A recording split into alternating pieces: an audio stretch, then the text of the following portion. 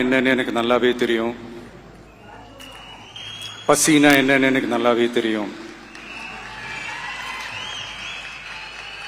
நான் ஒன்றும் பெரிய மன்னர் பரம்பரையிலிருந்துலாம் வந்துடல.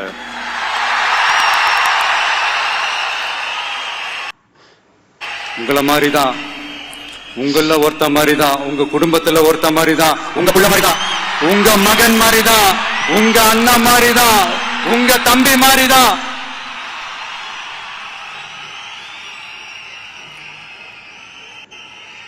அப்படிதான் நான் உணர்றேன். நீங்களும் என்ன அப்படி நினைச்சதுனாலதான் சினிமாவில் எனக்கு ஒரு மிகப்பெரிய ஒரு இடத்த ஒண்ணு கொடுத்தீங்க. அதையெல்லாம் விட்டுட்டு உங்களுக்காக நன்றி கடன் செலுத்துறதுக்காக அரசியலுக்கு வந்த உங்க விஜய, இந்த விஜய, நீ வா விஜய், நாங்களா இருக்கோம், பாத்துக்கிறோம். விஜய் தம்பி நீ வா, நாங்க இருக்கோம். விஜய் தம்பி நீ வா, நாங்க இருக்கோம். அண்ணா நீ வாடா, நாங்களா இருக்கோம். நண்பா நீ வா நண்பா, நாங்களா இருக்கோம் சொல்லி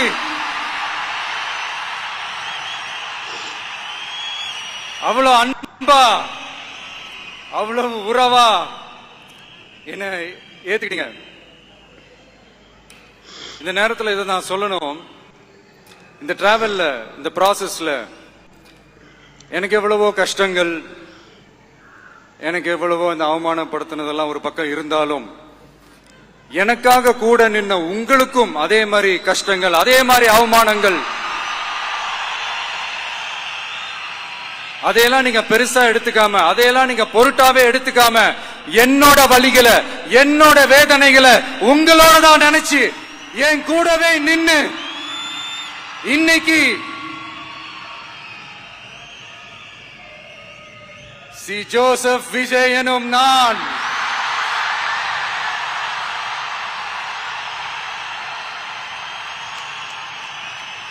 அத உண்மையாக்கி இருக்கிறீங்க. உண்மையிலே எனக்கு என்ன சொல்றதுன்னு எனக்கு தெரியல. என்னுடைய உறவுகளே, என்னுடைய சொந்தங்களே,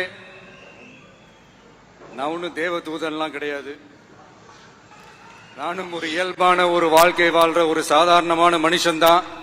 நான் முன்னாடியே சொன்ன மாதிரி அது செய்வேன் இது செய்வேன்னு பொய்யான வாக்குறுதிகள்லாம் கொடுத்து உங்களை நான் ஏமாத்த மாட்டேன். எது சாத்தியமோ அது மட்டும்தான் நான் செய்வேன்.